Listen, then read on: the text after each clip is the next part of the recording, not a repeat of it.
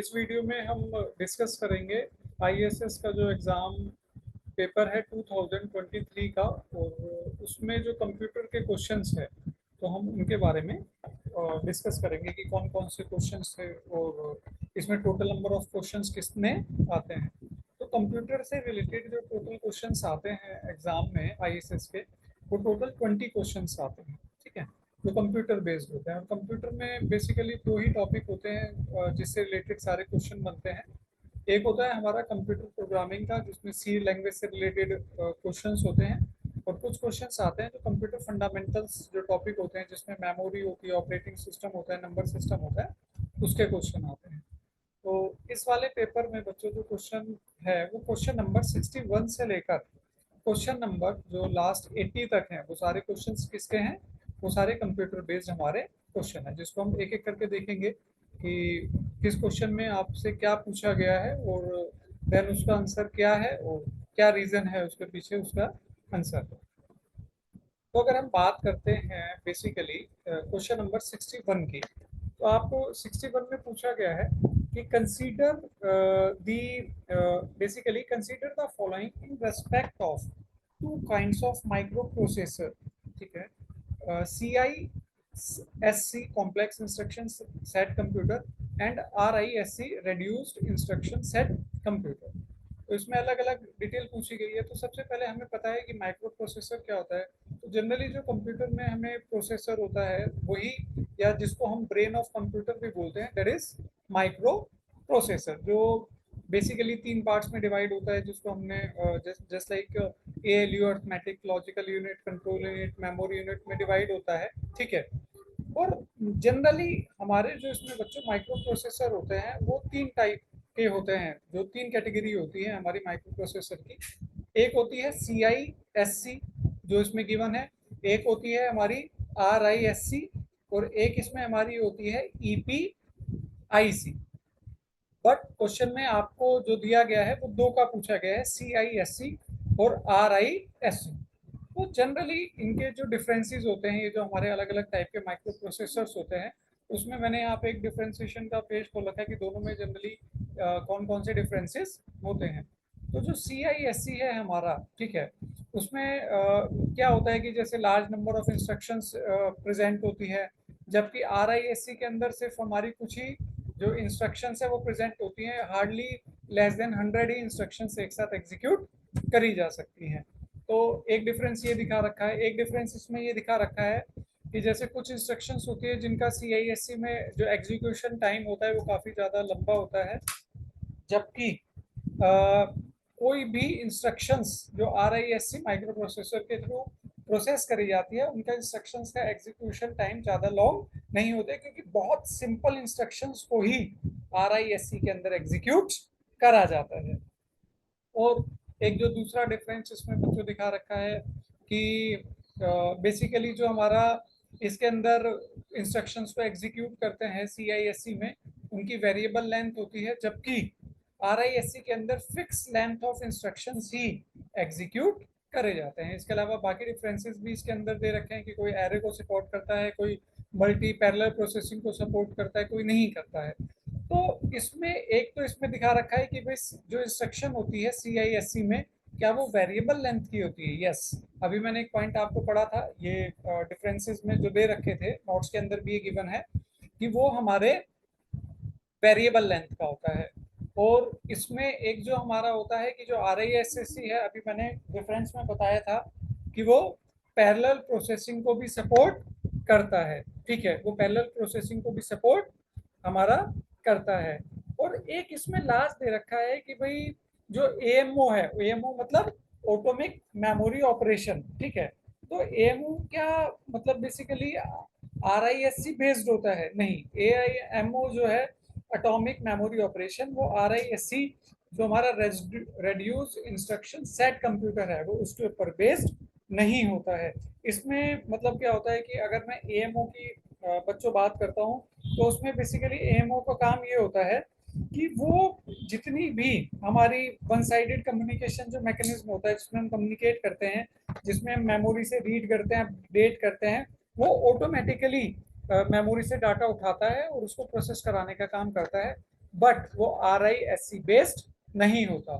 तो इसके अंदर जो इस क्वेश्चंस में बच्चों हमारी फर्स्ट 2 इंस्ट्रक्शंस दे रखी है, जो यहाँ पे जो मैंने आपको नोट्स भी प्रोवाइड करे होंगे, उसमें साफ मेंशन कर रखा है जो डिफरेंसेस हैं कि जो इंस्ट्रक्शंस होती है हमारी CISC में वो वेरिएबल लेंथ की होती है, ये भी हमारी ट्रू है।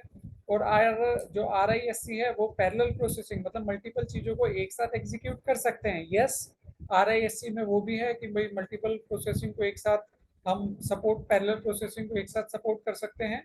और जो थर्ड इंस्ट्रक्शन है वो करेक्ट नहीं है, AMO जो है वो RISC बेस्ड नहीं होता। तो इसका जो करेक्ट आंसर है वो इसमें जो फर्स्ट और सेकंड है वो दोनों इंस्ट्रक्शंस हमारी ट्रू है। तो इसका आंसर है हमारा बच्चों ए। ठीक है, 1 and 2 ओनली, ऑप्शन ए। अब हम बात करते हैं इसके अंदर सेकंड क्वेश्चन की, which of the following are audio file format. तो इसमें से कौन कौन से हमारे ऑडियो फाइल फॉर्मेट होते हैं। तो आपको पता है कि बहुत सारे हमारे वीडियो फाइल फॉर्मेट भी होते हैं, बहुत सारे हमारे इमेजेस फाइल फॉर्मेट भी होते हैं, बहुत सारे हमारे ऑडियो फाइल फॉर्मेट भी होते हैं। तो जो हमने नोट्स आपको प्रोवाइड करे थे, तो जो पॉपुलर 8 मतलब ऑडियो फाइल फॉर्मेट है जिसमें हमारा MP M4A भी आ जाता है, FLAC भी आ जाता है, MP3 भी आ जाता है, MP4 भी आ जाता है, WAV भी आ जाता है, WMA भी आता है, AAC भी आता है, MPEG भी आता है। तो ये सारे हमारे बच्चों क्या होते हैं, ऑडियो फाइल फॉर्मेट। जबकि इसमें जो एक ऑप्शन दे रखा है TIFF जो है वो हमारा एक तरह का क्या होता है, तो इसमें MPG हो गया, WAV हो गया, WM हो गया, ये तीनों तो हमारे क्या होते हैं, ऑडियो फाइल फॉर्मेट होते हैं। जबकि TIFF जो होता है हमारा, वो एक तरह का क्या होता है बच्चों, हमारा इमेज फाइल फॉर्मेट होता है। तो अगर हम इसमें मान के चलें कि जो फर्स्ट है, सेकंड है, जो फोर्थ है, ठीक है, तो ये हमारे सारे क्या होते हैं, ऑडियो फाइल फॉर्मेट। तो इस अकॉर्डिंगली जो हमारा क्वेश्चन नंबर 62 है, इसमें जो हमारा आंसर है वो है ऑप्शन बी। जहां पे भी हमारा TIFF को ऑप्शन में दे रखा है तो वो हमारा आंसर नहीं है। ठीक है, तो इसका 62 का जो आंसर है, जो ऑप्शन है वो है बी, करेक्ट आंसर। चलिए, तो अब हम बात करते हैं नेक्स्ट क्वेश्चन की, क्वेश्चन नंबर 63। तो इसमें दिखा रखा है कि भाई वो कौन सी टेक्निक है जिसमें हम फिजिकल मेमोरी स्पेस को मल्टीपल ब्लॉक्स में डिवाइड कर देते हैं, इज नॉन एज। तो सबसे पहले जब हमने मेमोरी मैनेजमेंट टेक्निक में पढ़ा होगा, तो आप ध्यान रखना, जो पेजिंग होता है, पेजिंग में भी जो मतलब एक तरह से मेमोरी ब्लॉक्स को मतलब फिक्स्ड साइज में डिवाइड करा जाता है। और जो सेगमेंटेशन होता है उसमें भी हमारा जो मेमोरी स्पेस होता है उसको मल्टीपल फ्रेम्स में डिवाइड करता है, जिनको सेगमेंट बोलते हैं। तो जो मेजर डिफरेंस होता है पेजिंग में और सेगमेंटेशन में, एक तरह से दोनों में ही हम मेमोरी सेगमेंट्स को मल्टीपल फ्रेम्स में या मेमोरी स्पेस को मल्टीपल फ्रेम में, मल्टीपल ब्लॉक्स में डिवाइड करते हैं।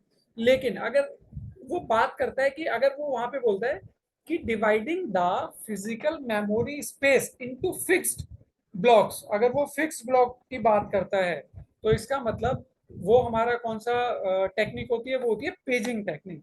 लेकिन अगर वो सिंपल मल्टीपल ब्लॉक्स की बात कर रहा है, वो ये मेंशन नहीं कर रहा है कि यहाँ पे फिजिकल स्पेस में उसको डिवाइड करा जा रहा है, नॉर्मली ही उसको ब्लॉक्स में डिवाइड करा है। तो इसमें हमारा आंसर है सेगमेंटेशन। क्या है, सेगमेंटेशन जनरली।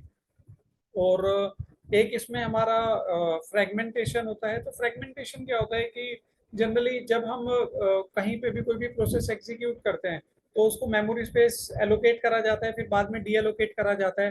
तो कई बार memory space allocation, deallocation में क्या होता है कि बहुत छोटे छोटे छोटे छोटे फ्रेगमेंट्स बन जाते हैं, जो अनयूज्ड फ्रेगमेंट्स होते हैं। तो दैट इज कॉल्ड फ्रेगमेंटेशन। ठीक है, और स्वैपिंग इसमें हमारी एक टेक्निक होती है कि कई बार क्या होता है कि जब मल्टीपल प्रोसेसेस की एक क्यू होती है, और हमारा जो बच्चों प्रोसेसर है वो कहाँ से डाटा को प्रोसेस करता है, मेन मेमोरी से प्रोसेस करता है, रैम में। अब रैम का स्पेस तो बहुत ज्यादा बच्चों नहीं होता। तो कई बार क्या, कोई एक इम्पोर्टेंट प्रोसेस रैम में ना आके कहाँ पे आ रहा होता है, सेकेंडरी मेमोरी में आ रहा होता है। जबकि वो एक इम्पोर्टेंट प्रोसेस आता है, और कुछ प्रोसेस ऐसे होते हैं जो आइडियल रैम में पड़े होते हैं। ठीक है, तो हम उसको क्या करते हैं कि मेन जो हमारा इंस्ट्रक्शंस है जो हमारी सेकेंडरी मेमोरी में पड़ी हुई है, जबकि इंस्ट्रक्शन एग्जीक्यूट करानी है कहाँ से, मेन मेमोरी से। तो हम उसको मेन सेकेंडरी मेमोरी से स्वैप करके मेन मेमोरी में ले आते हैं और फिर बाद में उसको एग्जीक्यूट करने के बाद देन अगेन उसको स्वैपिंग बोल देते हैं। बट यहाँ पे क्या क्वेश्चन में पूछा गया है, क्वेश्चन में पूछा गया है कि वो कौन सी टेक्निक है जिसमें फिजिकल मेमोरी स्पेस को multiple block, fix size block नहीं बोला गया, इस चीज को थोड़ा सा पॉइंट आउट करना, मल्टीपल ब्लॉक्स बोला गया है। तो इसमें यहाँ पे हमारा आंसर है B, that is called segmentation. ठीक है, चलिए तो हम नेक्स्ट क्वेश्चन की तरफ आते हैं। तो नेक्स्ट क्वेश्चन में हमारा क्या दे रखा है कि जो हमारा रेफरेंस मॉडल होता है, टीसीआईपी रेफरेंस मॉडल होता है, हमने जब नेटवर्किंग के टॉपिक पढ़े थे तो उसमें काफी सारे प्रोटोकॉल्स के बारे में पढ़ा था। तो प्रोटोकॉल्स क्या थे बच्चों हमारे, जैसे सेट ऑफ इंस्ट्रक्शंस, जिसमें there are so many types of protocols हमने पढ़ा था। तो उसमें हर एक प्रोटोकॉल को, जो 7 लेयर प्रोटोकॉल का मॉडल होता है जिसमें अलग अलग लेयर्स प्रोटोकॉल्स होती हैं हमारी, तो हर एक प्रोटोकॉल को एक लेयर असाइन, लेयर के अकॉर्डिंगली कैटेगराइज करा गया है। तो इसमें जो हम मैंने नोट्स आपको प्रोवाइड करे होंगे, तो उसमें हमारा एक एसएमटीपी और जो एफटीपी सिंपल मेल, जो और एक इसमें हमारा एफटीपी और एक डीएच सीपी। ठीक है, तो dynamic host configuration protocol, file transfer protocol, यही 3 प्रोटोकॉल हैं जो हमारी कौन सी लेयर से बिलोंग करते हैं, एप्लीकेशन लेयर प्रोटोकॉल से बिलोंग करते हैं। तो जो भी मैंने आपको नोट्स उसमें प्रोवाइड करे होंगे, उसमें 7 लेयर प्रोटोकॉल के अलग अलग सेक्शन दे रखे हैं और उसमें कौन से लेयर प्रोटोकॉल में कौन कौन से प्रोटोकॉल्स आते हैं वो यहाँ पे पूछा गया एप्लीकेशन लेयर प्रोटोकॉल्स के बारे में। तो यहाँ पे जो स्टार्टिंग के 3 प्रोटोकॉल्स है, एसएमटीपी, एफटीपी और डीएचसीपी, यही 3 प्रोटोकॉल्स हैं जो किससे बिलोंग करते हैं, एप्लीकेशन लेयर प्रोटोकॉल से बिलोंग करते हैं, लेयर 1 से बिलोंग करते हैं। तो यहाँ पे बच्चों इसमें जो हमारा आंसर है वो है ऑप्शन ए। ठीक है, तो कंप्यूटर फंडामेंटल में जो ज्यादातर क्वेश्चंस आंसर्स होते हैं वो थ्योरेटिकल बेस्ड होते हैं। तो थ्योरेटिकल जितना आप उसको इन डेप्थ में रीड लगाएंगे उतना एक चांसेस ज्यादा बने रहेंगे कि बहुत इजीली आप आंसर को अटेम्प्ट कर सकते हैं। तो यहाँ पे हमने क्वेश्चन नंबर 64 का ऑप्शन देखा, ऑप्शन ए। अब हम इसमें बात करते हैं क्वेश्चन नंबर 65 की।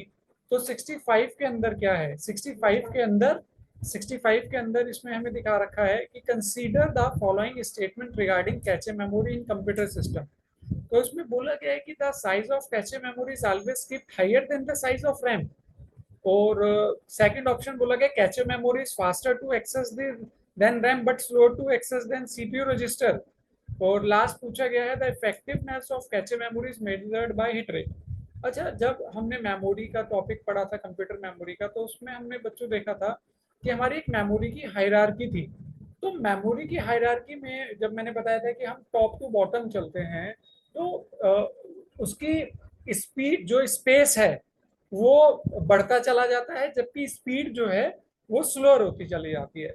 और उस टॉप ऑफ हायरार्की में जो सबसे टॉप में मेमोरी होती है वो होते हैं प्रोसेसर रजिस्टर्स, या फिर उनको बोला जाता है सीपीयू रजिस्टर्स। और उसके बाद नेक्स्ट हायरार्की में जो आता है वो आता है हमारा कैचे मेमोरी का।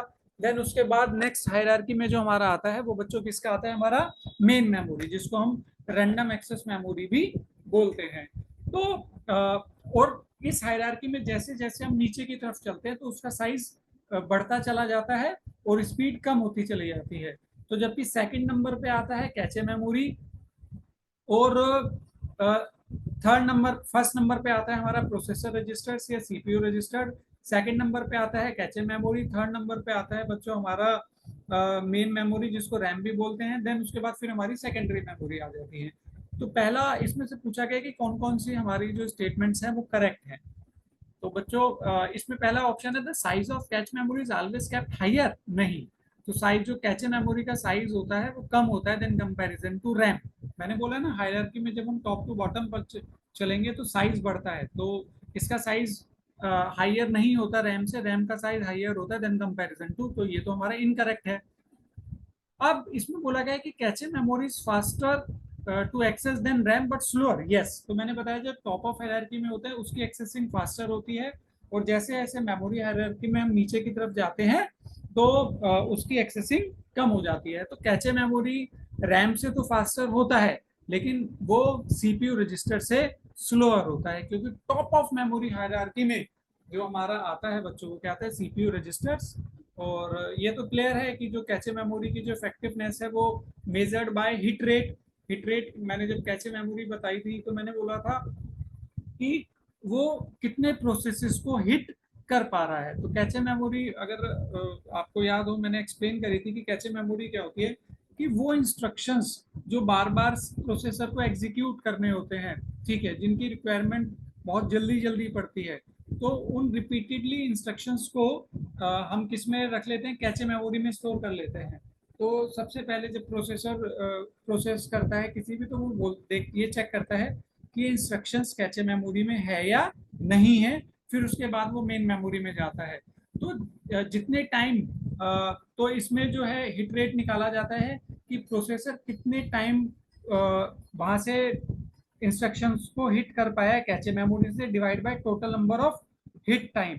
तो यहाँ जो मेन चीज देखी जाती है इफेक्टिवनेस ऑफ कैच मेमोरी की, कैचे मेमोरी की, तो वो इस अकॉर्डिंगली देखी जाती है कि उसका हिट रेट क्या है। तो इसमें जो ऑप्शन सेकंड है और थर्ड है वही करेक्ट है, जबकि फर्स्ट ऑप्शन इसमें करेक्ट नहीं है। तो इसका ऑप्शन बच्चों हमारा क्या है, बी है। ठीक है, क्वेश्चन नंबर 65। और क्वेश्चन नंबर 66 में क्या है बच्चों, 66 में बोला गया है कि भाई इसमें से कौन सा ऑपरेटिंग सिस्टम है जिसका जो रेस्पॉन्ड होता है वो प्री डिटरमिन टाइम। तो जितने भी हम टाइप्स ऑफ ऑपरेटिंग सिस्टम पढ़ते हैं तो उसमें मतलब जो फिक्स्ड रेस्पॉन्स टाइम जो होता है, जो बहुत शॉर्टेस्ट रेस्पॉन्स टाइम होता है, वो कौन से ऑपरेटिंग सिस्टम का होता है, वो होता है रियल टाइम ऑपरेटिंग सिस्टम का। तो जब भी मैं रियल टाइम ऑपरेटिंग सिस्टम को थ्योरेटिकली एक्सप्लेन करता हूँ तो उसमें मैं सबसे पहले ये बताता हूँ कि सबसे शॉर्टेस्ट और जो गिवन टाइम में ही उसको रेस्पॉन्स देना होता है। जैसे हमारे एरोप्लेन के अंदर अगर हम बात करें, एयरलाइन इंडस्ट्रीज में हो गया, तो वहां पे जो उसका रेस्पॉन्स टाइम होता है, या फिर मैंने एग्जांपल दिया था कार के अंदर, जैसे एक्सीडेंट हुआ और वहां पे एयर बैग सडनली एकदम ओपन हो जाने चाहिए, ऐसा नहीं कि एक्सीडेंट पहले हुआ है और एयर बैग्स बाद में ओपन हो रहे हैं। तो जहां पे भी रेस्पॉन्स टाइम बहुत मिनिमल होता है, बहुत क्रूशियल होता है, बहुत क्रिटिकल होता है, वो और पहले से ही प्री डिटरमाइंड होता है कि इसी टाइम ऑफ फ्रेम में वहां पे उसका रेस्पॉन्स आना चाहिए, तो वहां पे हम किसका यूज, कौन से वाला ऑपरेटिंग सिस्टम होता है, वो होता है हमारा रियल टाइम ऑपरेटिंग सिस्टम। तो इसमें जो हमारा क्वेश्चन नंबर 66 है, यहाँ पे इसका ऑप्शन है सी। ठीक है, तो इस वाली वीडियो में हमने क्वेश्चन नंबर 61 से लेकर क्वेश्चन नंबर 66 तक आंसर्स को डिस्कस करा। और देन बाकी क्वेश्चंस के लिए आप वीडियोस में